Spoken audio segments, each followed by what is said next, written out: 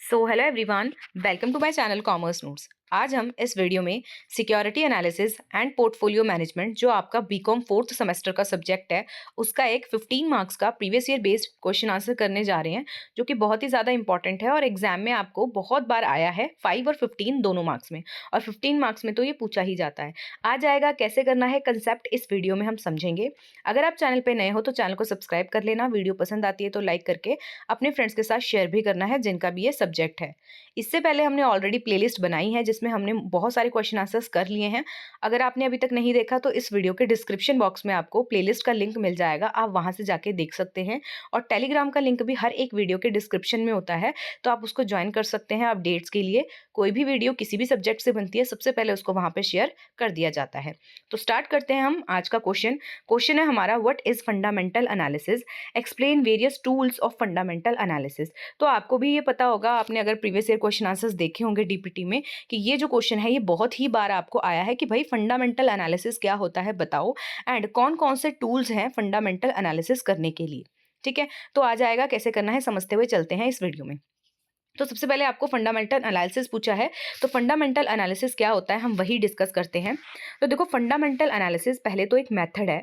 किस चीज का मेथड है? इवेल्युएट करने का इंसेंट्रिक वैल्यू एक सिक्योरिटी की क्या है। ठीक है, सिक्योरिटी में कुछ भी आ सकता है, स्टॉक आ सकते हैं, बॉन्ड्स आ सकते हैं, कमोडिटीज आते हैं। तो अगर आपको उसकी इंसेंट्रिक वैल्यू पता लगानी है तो उसके लिए एक मेथड है जो है फंडामेंटल एनालिसिस। ठीक है, आप इस अच्छा ये मेथड क्या करता है? ये एनालाइज करता है कि भाई economic, financial and qualitative factors कौन कौन से हैं। इसका यही एम होता है कि इसको ये जानना है कि जो एसेट है कहीं वो ओवर वैल्यूड तो नहीं है, कहीं वो अंडर वैल्यूड तो नहीं है, या वो फेयरली प्राइस्ड है। हम इसमें क्या है एग्जामाइन करते हैं बहुत सारे फंडामेंटल फैक्टर्स को, जैसे कि फाइनेंशियल स्टेटमेंट हो गया उसको देखते हैं, इंडस्ट्री में क्या ट्रेंड चल रहा है उसको देखते हैं, मैक्रो इकोनॉमिक जो फैक्टर्स होते हैं, कंडीशंस होती हैं उनको देखते हैं, एंड कंपनी के मैनेजमेंट को देखते हैं। तो ये सारी चीज़ों को देखते हुए हम क्या है ये जानने की कोशिश करते हैं कि रियल वैल्यू है जो वो क्या है सिक्योरिटी की, स्टॉक की, बॉन्ड की, कमोडिटी की। क्या जो अभी हमारे पास सिक्योरिटी है कहीं वो अंडर वैल्यूड तो नहीं है, ओवर वैल्यूड तो नहीं है। हमें ये देखना है कि फेयरली प्राइस्ड है वो। ठीक है, ये सारी चीज़ें फिर हम देखते हैं, उसके बाद हम बताते हैं कि भाई हाँ सिक्योरिटी की इंसेंट्रिक वैल्यू क्या है।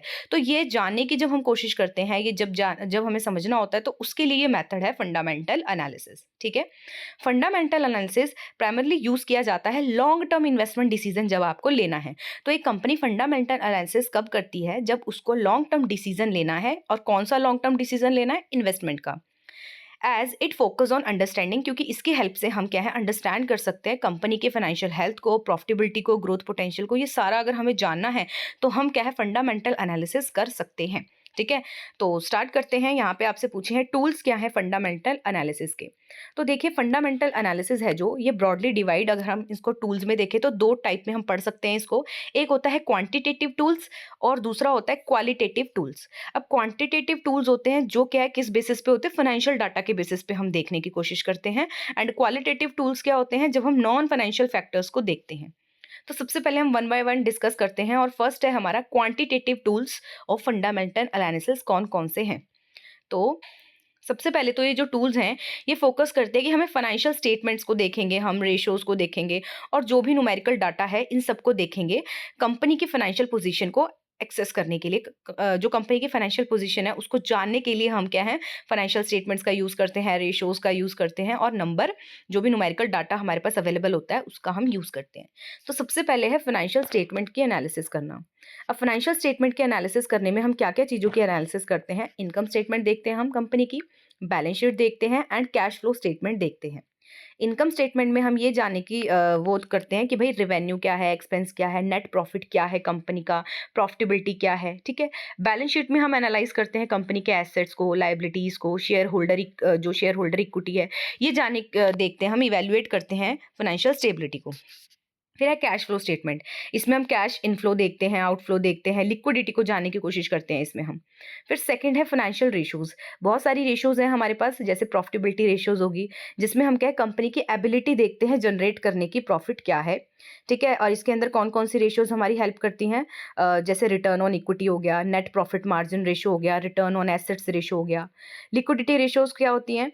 इस लिक्विडिटी रेशियो भी हम यूज़ कर सकते हैं। लिक्विडिटी रेशियो से हम ये जानते हैं, असेस करते हैं कि भाई कंपनी की एबिलिटी कितनी है कि वो शॉर्ट टर्म ऑब्लिगेशंस को अपने टाइमली फुलफिल कर रही है।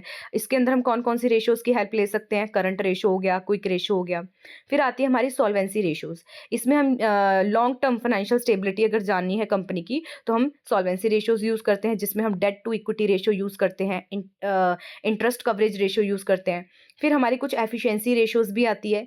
ये मेजर करती हैं कि कितना एफिशिएंटली कंपनी अपने एसेट्स को यूटिलाइज़ कर रही है।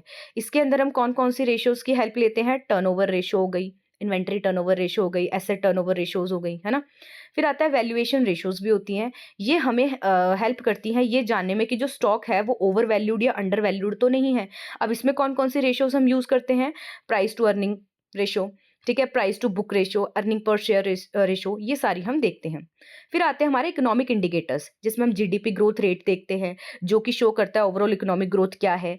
इन्फ्लेशन रेट देखते हैं, जो अफेक्ट करता है परचेजिंग पावर को और इंटरेस्ट रेट को। इंटरेस्ट रेट्स को देखते हैं, जो इन्फ्लुएंस करता है कि बोरोइंग कॉस्ट आपकी कितनी होने वाली है और आपका इन्वेस्टमेंट में कितना रिटर्न आने वाला है। फिर हम एम्प्लॉयमेंट डाटा भी देखते हैं, जो क्या है, शो करता है इकोनॉमिक हेल्थ और कंज्यूमर स्पेंडिंग पावर क्या है। ठीक है, तो ये हमारे थे क्वांटिटेटिव मेथड्स, जिसमें हम ये सारी चीज़ें यूज़ करते हैं और उनके अंदर फर्दर कौन-कौन सी रेशियोज़ यूज़ करते हैं। फिर हम कुछ क्वालिटेटिव टूल्स भी यूज़ कर सकते हैं जब हमें फंडामेंटल एनालिसिस करना है। अब जो ये टूल्स होते हैं, ये फोकस करते हैं नॉन फाइनेंशियल फैक्टर्स में, जो कि इम्पैक्ट कर सकते हैं कंपनी की लॉन्ग टर्म सक्सेस को। पहला आ गया इसमें इंडस्ट्री एनालिसिस। इसमें हम इवैल्यूएट करते हैं कि कॉम्पिटिटिव लैंडस्केप क्या है, डिमांड सप्लाई कंडीशन क्या है, मार्केट साइज कितना है, ग्रोथ पोटेंशियल कितनी है इंडस्ट्री में। फिर हम company management and corporate governance भी देखते हैं। इसमें हम ये एनालाइज करते हैं क्या एक्सपीरियंस है, ट्रैक रिकॉर्ड क्या है, leadership quality of company management team क्या है। गुड कॉर्पोरेट गवर्नेंस हम ये देखते हैं कि इसको देख के हमें ये इंश्योर होता है कि भाई ट्रांसपेरेंसी है, एथिकल डिसीजन मेकिंग हो रही है कंपनी में, शेयर होल्डर की प्रोटेक्शन हो रही है। फिर आता है कॉम्पिटिटिव एडवांटेज। हम इसमें देखते हैं कि जो कंपनी है, अगर जिस कंपनी का स्ट्रॉन्ग ब्रांड होता है, ठीक है, जिसके पास डिफरेंट टेक्नोलॉजी होती है, उनका यूनिक बिजनेस मॉडल होता है, तो कॉम्पिटिटिव एडवांटेज उनको रहती है, जिससे वो प्रॉफिट ज़्यादा लॉन्ग टर्म में जनरेट कर सकते हैं। फिर आता है business model and future growth prospect. कह रहे अंडरस्टैंड करना कि कैसे एक कंपनी जनरेट करेगी रिवेन्यू, एंड असेस करना कि फ्यूचर एक्सपेंशन प्लान उनके क्या हैं, ये जानते हैं हम इसमें। प्रोडक्ट इनोवेशन और मार्केट पोटेंशियल यहाँ पे हम देखते हैं। पॉलिटिकल एंड रेगुलेटरी इन्वायरमेंट में हम देखते हैं गवर्नमेंट की पॉलिसीज़ क्या है, टैक्सेशन लॉ क्या चल रही हैं, इन्वायरमेंट रेगुलेशंस क्या हैं, इंटरनेशनल ट्रेड एग्रीमेंट जो इम्पैक्ट कर सकते हैं बिजनेस के ऑपरेशंस को, वो देखते हैं। तो ये सारी चीज़ें हम देखते हैं जब हम एक फंडामेंटल एनालिसिस कर रहे हैं। तो फंडामेंटल एनालिसिस करने के लिए हमने दो टूल्स पढ़े, क्वांटिटेटिव टूल्स जिसमें हम बहुत सारे अलग अलग मेथड्स पढ़े, हमने अलग अलग रेशियोज़ पढ़ी जिनकी हम हेल्प लेते हैं फंडामेंटल एनालिसिस करने में। फिर हमने क्वालिटेटिव टूल्स देखे, जिसमें हमने फर्दर अलग अलग क्या है मेथड्स पढ़े कि इनका क्या है हम हेल्प लेते हैं। अब हम देखते हैं कंक्लूजन। तो कंक्लूजन देखें तो देखो, फंडामेंटल एनालिसिस है जो, अगर हम बात करें फंडामेंटल एनालिसिस है जो, ये प्रोवाइड करता है एक डिटेल इवैल्यूएशन कंपनी की फाइनेंशियल हेल्थ के बारे में और लॉन्ग टर्म ग्रोथ पोटेंशियल कितना है उसके बारे में। जब आपको फंडामेंटल एनालिसिस करना है तो आप यूज़ कर सकते हो टूल्स को, जैसे फाइनेंशियल स्टेटमेंट्स हो गई, रेशियो का एनालिसिस कर लो, इकोनॉमिक इंडिकेटर्स देख लो, क्वालिटेटिव असेसमेंट कर लो। तो इन्वेस्टर क्या है, इन्फॉर्म डिसीजन ले सकता है कि उसको क्या है, बाय करना है, होल्ड करना है या सेल करना है एसेट को। तो जब भी एक इन्वेस्टर है उसको बाय करना है, होल्ड करना है, सेल करना है एसेट को, तो वो क्या है, फंडामेंटल एनालिसिस कर सकता है किसी कंपनी का। उसमें वो क्वांटिटेटिव मेथड, क्वालिटेटिव मेथड, क्या अलग अलग टूल है उनका यूज़ कर सकता है। ठीक है, तो ये था क्वेश्चन का आंसर। तो होप आपको समझ आया होगा। अगर समझ आया होगा तो वीडियो को लाइक कर देना, चैनल पे नए हो तो सब्सक्राइब कर लेना, एंड इस वीडियो को अपने फ्रेंड्स के साथ शेयर भी करना है। मिलते हैं नेक्स्ट वीडियो में एक और इंपॉर्टेंट प्रीवियस ईयर 15 मार्क्स के क्वेश्चन आंसर के साथ। तब तक के लिए thank you for watching this video.